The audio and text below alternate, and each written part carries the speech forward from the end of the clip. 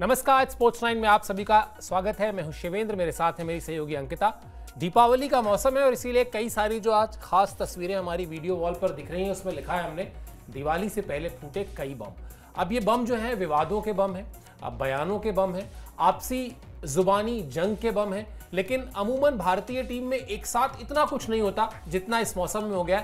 सारी खबर आपको एक एक करके बताएंगे, जिसमें वर्सेस यानी बनाम बहुत सारी चीजें, अजीत अगरकर बनाम मोहम्मद शमी है, श्रीकांत बनाम गौतम गंभीर है। ये सारा मसला क्या है, खबर क्या है और उन खबरों के मायने क्या है, इस पर चर्चा करेंगे। शुरुआत करते हैं इसी उससे कि टीम इंडिया में किस तरह से एक साथ कई विवाद सामने आ गए।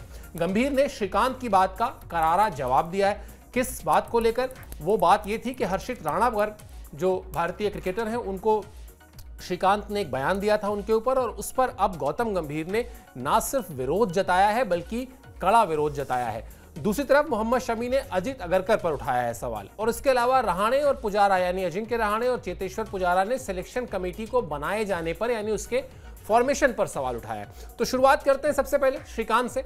श्रीकांत ने कहा क्या था हर्षित राणा को, ये बताते हैं आपको, उसके बाद फिर गौतम गंभीर के रिएक्शन पर आएंगे। उन्होंने कहा था कि सबसे अच्छा है कि आप हर्षित राणा की तरह रहिए, जो गौतम गंभीर की हर बात मानते हैं, यानी यस मैन है। भारतीय टीम में सिर्फ एक स्थायी सदस्य हैं, वो है हर्षित राणा। कोई नहीं जानता कि वो टीम में क्यों है। आप टीम में अच्छा प्रदर्शन करने वाले खिलाड़ियों को भी नहीं चुनते और अच्छा प्रदर्शन ना करने वालों को जगह मिल जाती है। ये कहना है कृष्णमचारी श्रीकांत का। भारतीय टीम के बड़े ही विस्फोटक सलामी बल्लेबाज रहे हैं। उसके बाद कुछ एक छोटे टेन्योर के लिए भारतीय टीम के कप्तान भी रहे हैं। बीसीसीआई की जो सिलेक्शन कमेटी होती है उसके चेयरमैन भी रहे हैं जिसमें जो उनका लास्ट एक तरीके से डेजिग्नेशन बड़ा था वो यही था कि वो सिलेक्टर थे लंबे समय तक भारतीय टीम के।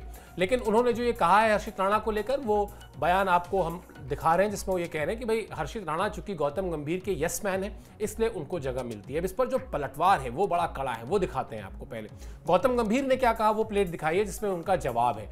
जब आप 23 साल के खिलाड़ी को लेकर ऐसी बात कहेंगे और सोशल मीडिया उसे और बड़ा बनाएगा, तो जरा सोचिए उस खिलाड़ी के दिमाग पर क्या गुजरेगी। वो 33 का नहीं है, 23 का है। आप मेरी आलोचना करेंगे, मैं उसे संभालना जानता हूं, लेकिन 23 साल के लड़के के लिए ऐसी बात कहना स्वीकार नहीं है। ये सरासर गलत है। वो किसी पूर्व चेयरमैन, पूर्व क्रिकेटर या एनआरआई का बेटा नहीं है। उसने जितना क्रिकेट खेला है अपनी काबिलियत के दम पर खेला है, आगे भी वो अपनी काबिलियत के दम पर ही खेलेगा। ये गौतम गंभीर कह रहे हैं अंकिता, श्रीकांत के उस बयान के जवाब में, जिस बयान को अभी हमने थोड़ी देर पहले दर्शकों के साथ साझा किया, श्रोताओं को, अपने ऑडियंस को, अपने व्यूअर्स को दिखाया। अब यहां पर गौतम गंभीर को लेकर एक चीज तो बड़ी साफ है। आप याद कीजिए वो मैच जब वो विराट कोहली से भिड़ गए थे, मैदान में उतर के एकदम मैदान के बीच तक चले आए थे। विराट कोहली के लिए उनकी टीम का एक एक सदस्य जो है वो उनके लिए छोटे भाई जैसा है, उनके लिए उनके परिवार के सदस्य के जैसा है। और फिर अगर उस पर कोई उंगली उठाएगा तो उसका जवाब तो कड़ा मिलेगा। जवाब उन्होंने दे दिया है, इशारों में कह दिया है। वो किसी सेलेक्टर का बच्चा नहीं है, वो किसी एनआरआई का बच्चा नहीं है, या वो किसी क्रिकेटर का बच्चा नहीं है, पूर्व क्रिकेटर का बच्चा नहीं है। कुल मिलाजुलाकर कड़ा जवाब। अब इसमें किस तरफ खड़े हो ये बड़ा मुश्किल है। आप श्रीकांत की तरफ खड़ा होना चाहेंगे या गंभीर की तरफ? लेकिन हाँ, अगर आपकी टीम के मेंबर पर कोई सवाल खड़ा करता है तो जवाब मिलेगा। और ये बात वाकई सही है कि 23 साल के एक खिलाड़ी पर मेंटल बड़ा प्रेशर होता है।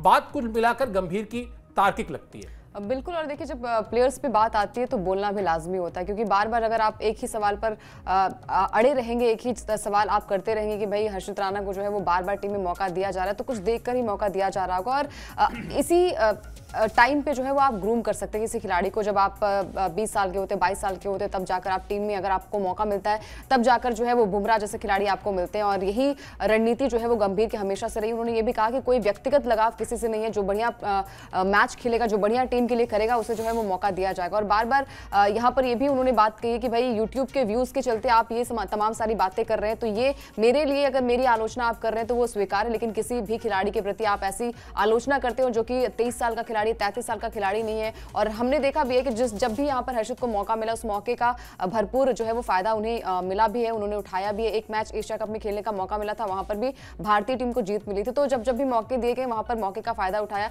लेकिन हाँ, तमाम सारी बातें इसलिए भी की जा जा रही है, क्योंकि केकेआर में जब कोच थे गौतम गंभीर, तो वहां पर हर्षित राणा उस टीम का हिस्सा थे, मैच को जीता भी था, ट्रॉफी भी अपने नाम की थी। उसके बाद हर्षित राणा को जो है वो लगातार टीम में मौका भी दिया जा रहा है। तो बहुत सारी बातें, बहुत सारी चीजें निकलकर सामने आ रही कि क्या वो कनेक्शन है, जब वो केकेआर के साथ थे तो वहां पर बहुत सारे प्लेयर्स को जो है वो टीम में लेकर आ रहे हैं, तमाम सारी चीजें। लेकिन हाँ, इस तरीके से बयानबाजी करना कि वो हाँ में हाँ मिलाते हैं इसीलिए उन्हें टीम में रखा गया है, कुछ उनके अंदर कैलिबर होगा, कुछ उन्होंने भारतीय टीम के लिए किया भी है, और जिस तरीके का प्रदर्शन उन्होंने आईपीएल में किया था उसके मद्देनजर अगर उन्हें टीम में मौका दिया जा रहा है, टेस्ट मैच हो या फिर किसी भी फॉर्मेट में मौका दिया जा रहा है, तो कुछ ना कुछ बात उनमें जरूर होगी। लेकिन हाँ, ये बयानबाजी जो है वो अब देखिए क्या उनका रिएक्शन आता है, श्रीकांत क्या कुछ गंभीर को रिएक्ट करते हैं, वो देखने वाली बात होगी। लेकिन हाँ, जो भी यहाँ पर जवाब दिया गौतम गंभीर ने वो एक तरीके से, पूरी तरीके से सही है। बिल्कुल, और श्रीकांत का पर जब ये टिप्पणी आई तो ये बताना बड़ा प्रासंगिक हो जाता है, रेलेवेंट हो जाता है कि श्रीकांत के जो बेटे हैं अनिरुद्ध श्रीकांत, वो भी क्रिकेट खेलते हैं। लगभग 38 साल के आसपास उनकी उम्र हो चुकी है और उनको उस तरह से मौके नहीं मिले। और मेरा सवाल इसमें एक और भी है अंकिता, यहाँ पर हर्षित राणा को लेकर बात थोड़ी सी करनी चाहिए। जैसा आपने कहा कि उनको जो भी मौके मिले हैं उन्होंने उस मौके का फायदा उठाया है। मैं देख रहा हूँ अभी 23 साल के लगभग उम्र है उनकी, 2 टेस्ट मैचेस उन्होंने खेले, उसमें उन्होंने 4 विकेट लिए हैं, 5 उन्होंने ओडीआई खेले, उसमें उन्होंने 10 विकेट लिए हैं, 3 उन्होंने T20 खेला है, उसमें उन्होंने 5 विकेट लिए, यानी तीनों फॉर्मेट जो भारत के लिए वो खेले उसमें उनका प्रदर्शन का ये लेखा जोखा है।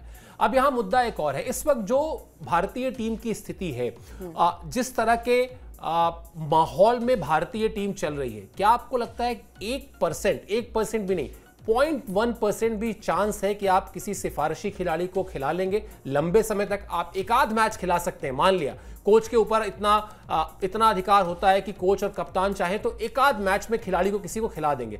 लेकिन जिस तरह की भारतीय टीम में इस वक्त स्वस्थ प्रतिस्पर्धा चल रही है, श्रेयस अय्यर को बाहर बैठना पड़ता है वनडे फॉर्मेट से, वहां पर क्या एक खिलाड़ी जरूरत से ज्यादा मैच सिफारिश के दम पर खेल सकता है? और अगर ये सवाल या अगर ये आरोप कोई एक ऐसा व्यक्ति लगाता जिसको ये सिस्टम का पता नहीं है, फिर भी बात समझ में आती। श्रीकांत खुद इस सिलेक्शन कमेटी के चेयरमैन रहे, उनको पता है कि अब सिफारिशी खिलाड़ी भारतीय टीम में नहीं चला सकते, नहीं खपा सकते। बिल्कुल, 1 या 2 मैच में आप जो है वो आपको मौका मिल सकता है, लेकिन उसके बाद आपको अपना प्रदर्शन करना पड़ेगा और प्रदर्शन के हिसाब से ही आपको टीम में जगह मिल रही है। क्योंकि हमने देखा भी है कि बहुत सारे ऐसे प्लेयर्स हैं जो कि चैंपियंस ट्रॉफी में अच्छा प्रदर्शन किया था। वरुण चक्रवर्ती की बात की जाएगी, जहां पर उन्हें जो है वो 3 साल बाद जो है वो मौका मिलता है, उसके बाद उस मौके का फायदा उठाते हैं। और देखिए जो आगे की सीरीज है उनको मौका नहीं दिया गया, तो तमाम सारी चीजें। लेकिन हाँ, उसके बाद अगर आप एक चीजें निकाल कर सामने आएंगे कि भाई 15 सदस्य स्क्वाड है, उसमें सिर्फ 11 प्लेयर से आप खिला सकते, तो 11 में बहुत सारे प्लेयर्स ऐसे हैं कि वहां पर कंपटीशन अगर किया जाए तो इक्वल ही आप मानेंगे, मतलब किसी को 19 या 20 नंबर आप नहीं देंगे, आप 20 में 20 नंबर यहाँ पर हर एक प्लेयर को देंगे। क्योंकि अगर बात करें यहाँ पर जायसवाल को भी मौका नहीं मिला था, और जब T20 वर्ल्ड कप की बात हो रही थी और वहां पर शुभमन गिल को मौका नहीं दिया गया। अब देखिए वो कैप्टन है टीम इंडिया के ओडीआई और टेस्ट फॉर्मेट को, तो यही सारी चीजें हर एक प्लेयर को जो है वो थोड़ा सा मौका दिया जाता है, नहीं दिया जाता, और वो इंतजार करना पड़ता है आपको वो भूख जो है वो मैदान पर दिखानी पड़ती है। अगर आपको मौका नहीं मिल रहा है तो आपको जो है वो नेट्स में प्रैक्टिस करनी होती है, आप एनसीए में जाइए, वहां पर अपनी तमाम सारी चीजें जो है वो करने को दी जाती हैं। वो चीजें करने के बाद आप प्रैक्टिस करेंगे तभी आपको टीम में जगह दी जाएगी, आप डोमेस्टिक मैचेस खेलेंगे तभी आपको टीम में जगह दी जाएगी। तो इसके लिए आपको जो है वो कंटिन्यूटी बनानी पड़ेगी, आपको हर वक्त जो है वो कैमरे की नजर के अलावा कोचेस के और टीम मैनेजमेंट की नजर में बने रहना होगा, तभी जाकर आपको टीम इंडिया का सिलेक्शन मिलेगा। और जितने भी प्लेयर्स को मौका मिला है उन्होंने अपने आप को प्रूव किया है और वो रिजल्ट उन्होंने दिया है। आउटकम अगर आप अच्छा देंगे तो डेफिनेटली आपको मौका दिया जाएगा। बिल्कुल, और इसीलिए सोशल मीडिया में अब ये चर्चा भी चल रही है कि क्या, चूंकि अनिरुद्ध श्रीकांत, चूंकि जो श्रीकांत के बेटे हैं जिनका हमने जिक्र किया, वो इंडिया खेल ही नहीं पाए, तो क्या ये उसकी झुंझलाहट है जो एक खिलाड़ी को 23-24 साल के खिलाड़ी को इस तरह से श्रीकांत ने टारगेट किया है? बड़ी बात है, मतलब एक खिलाड़ी जिसका हमने आपको आंकड़ा बता दिया उसको लेकर ये कह देना, और श्रीकांत को ये इन्फॉर्मेशन दी आखिर किसने कि वो गौतम गंभीर की यस मैन है? कहीं बाहर से एक ऑब्जर्वेशन लेकर एक खिलाड़ी पर 23 साल के कहना शोभा नहीं देता, अगर आप इसको आप मैच्योरिटी के साथ देखें तो। चलिए अब आगे बढ़ाते हैं बात और आते हैं मोहम्मद शमी पर। एक और बम वहां भी फूटा है, वहां जो बम फूटा है अपडेट दिखाते हैं पहले आपको, उसके बाद फिर वो बम भी बताएंगे वहां कहानी क्या है। मोहम्मद शमी ने सिलेक्शन कमेटी से नाराजगी जताई है। ऑस्ट्रेलिया दौरे के लिए ना चुने जाने पर उन्होंने सवाल उठाए हैं और उनका यह कहना है कि भाई अगर मैं 4 दिन का फॉर्मेट वाला क्रिकेट खेल सकता हूं तो फिर वनडे क्रिकेट क्यों नहीं खेल सकता। ये सीधा सीधा सवाल अजीत अगरकर से है। और चूंकि वो लगातार घरेलू क्रिकेट में खेल रहे हैं, 30 से ज़्यादा ओवर उन्होंने किए थे घरेलू क्रिकेट में, तो उनका ये कहना, अब इसमें फॉर्म का अगर कोई रीज़न है तो वो रीज़न भी बताया जाना चाहिए मोहम्मद शमी को। उनको शायद ये बताया नहीं गया है कि आपको लिमिटेड ओवर्स में हम इसलिए कंसीडर नहीं कर रहे हैं कि हमको लगता है कि आप किफ़ायती नहीं हैं उस तरह से जो लिमिटेड ओवर्स की एक रिक्वायरमेंट होती है। कहीं ना कहीं यहाँ पर भी कम्युनिकेशन गैप का मामला दिखाई देता है। क्या कहा मोहम्मद शमी ने, आपको दिखाते हैं और उसके बाद उस पर चर्चा करेंगे। मोहम्मद शमी की कोट प्लेट दिखा दीजिए, जहां वो कह रहे हैं मैं अगर 4 दिन का मैच खेल सकता हूं तो मैं वनडे भी खेल सकता हूं, सिलेक्शन मेरे हाथ में नहीं है, लेकिन अगर फिटनेस से जुड़ा कोई मुद्दा होता तो मैं बंगाल के लिए खेल ना रहा होता। मेरा काम एनसीए में तैयारी करना और मैच खेलना है। मेरा काम किसी को अपनी फिटनेस पर अपडेट देना नहीं है। सिलेक्टर्स मुझे जहां भी खेलने के लिए कहेंगे मैं तैयार रहूंगा। अब इसका जो कॉन्टेक्स्ट जुड़ा हुआ है अंकिता, वो जुड़ा हुआ है उस टीम सिलेक्शन के बाद अजीत अगरकर के बयान से, जहां उनसे पूछा गया था कि भाई मोहम्मद शमी को क्या कंसीडर नहीं किया गया। अजीत अगरकर ने कहा था, चीफ सिलेक्टर हैं बीसीसीआई के, कि उन्हें मोहम्मद शमी का कोई अपडेट नहीं है। अब शमी ये कह रहे हैं कि भाई एक खिलाड़ी के तौर पर मेरा काम एनसीए में जाना है, अपने फिटनेस रूटीन पर काम करना है, अपना परफॉर्मेंस देखना है, डोमेस्टिक क्रिकेट में जहां भी मौका मिले मुझे वहां खेलना है, ना कि मैं अपने फिटनेस का अपडेट लेकर आपके पास आऊंगा। वो एक चैनल है, वो एक दूसरा प्रोसेस है। जो भी लोग एनसीए में हैं, जो सेंटर ऑफ एक्सीलेंस में खिलाड़ियों की फिटनेस को लेकर आपस में कम्युनिकेट करते हैं, उनको ये कम्युनिकेट करना चाहिए था। बात यहां भी शमी सही ही कह रहे हैं। मुझे लगता है शायद मुद्दा वही है कि उनको कम्युनिकेट नहीं किया गया है कि उनको बाहर बिठाने की वजह असल में फिटनेस है या फिर कुछ और। बिल्कुल, क्योंकि देखिए अभी हाल फिलहाल में एक इंटरव्यू भी दिया था उन्होंने इच्छा जाहिर की थी कि भाई वो ओडीआई वर्ल्ड कप खेलना चाहते हैं, और वो जो मलाल 2023 वाला हर किसी के जहन में, हर किसी के दिल में है कि वो मैच हम नहीं जीत पाए, ट्रॉफी अपने नाम नहीं कर पाए, और वहीं से जो है वो भारतीय टीम एक उभरती हुई टीम नजर आ रही थी।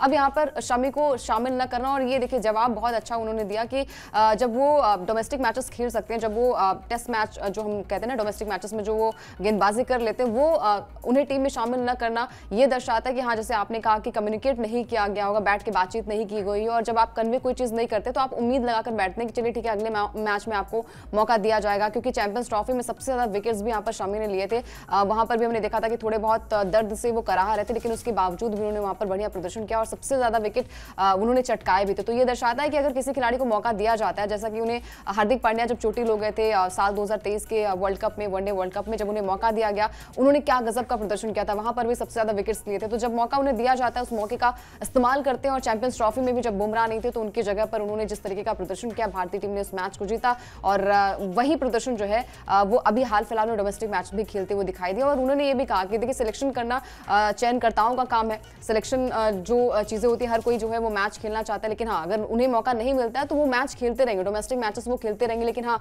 ये जो तमाम सारी चीजें हैं अपडेट को लेकर कि भाई फिटनेस का कंसर्न क्या है, तो उन्होंने यही कहा कि भाई ये काम जो है वो मेरा नहीं है कि मैं फिटनेस को उनको अपडेट देता रहूंगा, मेरा काम है सिर्फ मैच को खेलना, और अगर मुझे मौका दिया जाएगा तो डेफिनेटली मैं मैच खेलूंगा।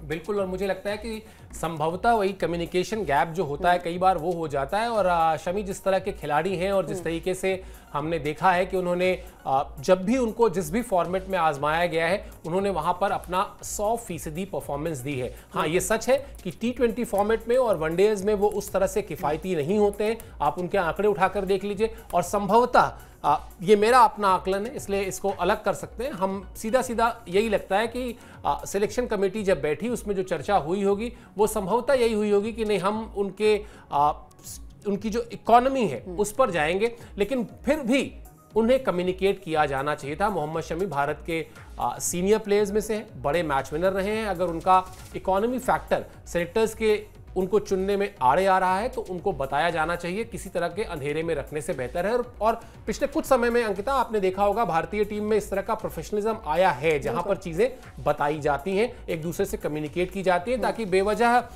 कयास लगाने में और अंदाजा लगाने में कोई विवाद ना खड़ा हो। लेकिन यहां पर ये अब निश्चित तौर पर इस पर आरोप प्रत्यारोप ना कहना चाहिए, लेकिन हाँ, सवाल जवाब का जो सिलसिला है वो चलता रहेगा, क्योंकि उन्होंने तो साफ साफ कह दिया है कि मेरा काम अपडेट देना नहीं है। अब आगे बढ़ते हैं, तीसरे पहलू पर आते हैं, तीसरा बम जो फूटा है उस बम पर आते हैं। वहां पर कहानी है अजिंक्य रहाणे, चेतेश्वर पुजारा, दोनों टेस्ट फॉर्मेट के बड़े बल्लेबाज रहे हैं, दोनों भारतीय टीम के लिए काफ़ी कंट्रीब्यूट कर चुके हैं, उनकी राय सिलेक्शन कमेटी में जो लोग चुने जाते हैं, यानी वो लोग जो टीम चुनते हैं उनका चयन कैसे हो, उस पर लेकर उन्होंने राय रखी है। वो राय आपको दिखाते हैं, फिर उस पर भी बातचीत करेंगे।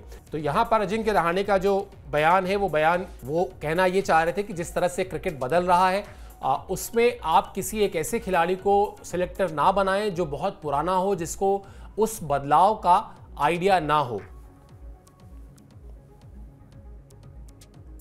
बिल्कुल, और शायद यही सवाल जवाब जो है वो कहीं ना कहीं दिखाई दे रहा है। बिल्कुल, वो असल में कहना ये चाह रहे हैं कि अगर किसी को आप सिलेक्टर बनाते हैं तो वो ऐसा ना हो कि वो काफी पहले क्रिकेट को अलविदा कह चुका हो और उसकी वजह से वो जिस समय की क्रिकेट के बारे में बात कर रहा है। भाई क्रिकेट आजकल हर दिन बदल रही है। हम लोग अक्सर चर्चा करते हैं कि एक समय था जब वनडेज में 250 रन बड़ा सेफ माना जाता था, फिर वो 300 पहुंचा, फिर 350 पहुंचा, फिर 400 पहुंच गया। तो ये क्रिकेट में जो बदलाव आया है उस बदलाव की वजह से उनका ये कहना है कि भाई आप ऐसे आदमी को सिलेक्शन की जिम्मेदारी दीजिए जो अपडेटेड हो इस खेल में आए बदलावों से। बात उनकी भी सही ही है। वैसे आप किसी बहुत ओल्ड थॉट खिलाड़ी को लेकर आएंगे, वो बड़ा खिलाड़ी हो सकता है, लेकिन फिर वो खेल में आए बदलावों को कितनी गंभीरता से और कितनी करीबी से समझता है, ये एक चैलेंज होगा। बिल्कुल, देखिए मतलब क्योंकि देखिए कहीं ना कहीं आपकी तालमेल जो है वो बिठाना बहुत ज़रूरी होता है। क्रिकेट की बात करें तो हर दिन जो है वो खेल बदलता है और हर दिन जो है वो कुछ ना कुछ नया भी निकलकर सामने आता है, और जो कि हमने देखा भी है। टेस्ट मैच में भी हमने देखा है जिस तरीके से तेज़ी से बल्लेबाजी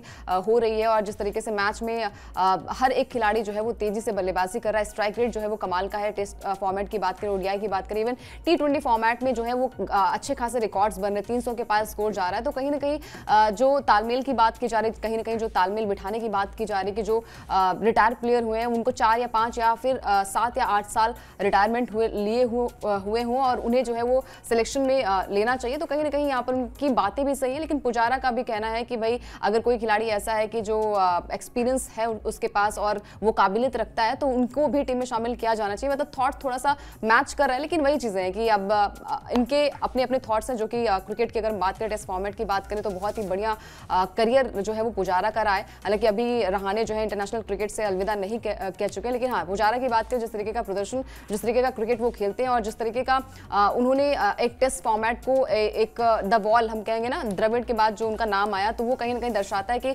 भारतीय टीम को जिस ऊंचाइयों पर ले जाने में इन दोनों खिलाड़ियों का जलवा रहा है वो हमेशा याद किया जाएगा। बिल्कुल, और कुल मिला जुला के बॉटम लाइन ये है कि भारतीय टीम ने कुछ ही घंटों पहले अभी वेस्ट इंडीज़ को अपने घर में हराया है, वाइट वॉश किया है। उसके बाद भारतीय टीम ऑस्ट्रेलिया दौरे के लिए रवाना भी हो गई है। रोहित शर्मा, विराट कोहली पर नज़र रहने वाली है, लेकिन उससे पहले कुछ ही घंटों में ये तमाम जो बयान आए, जैसा मैंने शो की शुरुआत में कहा था कि शायद दिवाली का मौसम है, वो चटाई भी जब बजती है तो एक साथ कई पटाखे चलते हैं। वैसे दिल्ली में तो पटाखे बैन है, लेकिन अब दिल्ली क्या, क्रिकेटर्स के लिए कोई एक शहर तो होता नहीं है, तो सबने अलग अलग जगहों से बयान दिए, सबको एक साथ जोड़कर जो सारे अपडेट थे वो हमने आपको इस शो में दिखाए। प्रयास हमेशा वही रहता है जो मैं हमेशा कहता भी हूं कि आप अगर स्पोर्ट्स 9 से जुड़े हुए हैं तो आपको स्पोर्ट्स की सारी खबरें आप तक पहुंचें, आप उससे अपडेटेड रहें। रहेगी हमारी नज़र खेल की बाकी खबरों पर भी, क्रिकेट के इतर भी जो अपडेट्स होंगे वो भी आप तक पहुंचाएंगे। अभी के लिए इस शो में इतना ही। आप स्पोर्ट्स 9 को सब्सक्राइब जरूर कर लीजिए। आप हमसे जुड़े इसके लिए मेरी तरफ से, अंकिता की तरफ से बहुत बहुत शुक्रिया, बहुत बहुत आभार।